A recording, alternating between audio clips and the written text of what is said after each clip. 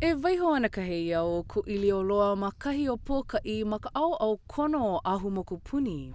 Towards the land side, you could get a navigator or a master navigator sitting down towards the back of the heiau, looking at the broad horizon, watching the stars rise in the east and set in the west.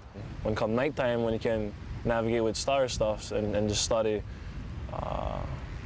that's one different kind of connection that you get, yeah. He moʻau kala ko Kūʻīlioloa ma ka hoʻokele waʻa e kumu ana ma ke kenekulia ʻumikūmālua ma ka hoʻea ana mai o ke kahi aliʻi no ka hiki. The chief's name who came up here is Lonoʻakaʻehu.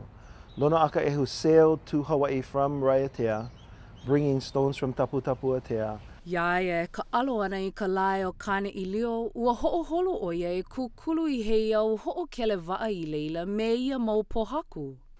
So what Lonoʻakaʻehu kind of taught when he built them was that, you know, this is pointing back to home, yeah? To Kaiki, to Tahiti. Lonoʻakaʻehu's navigator on that trip was a person named Kūʻīlioloa. So the heiau is named after his navigator.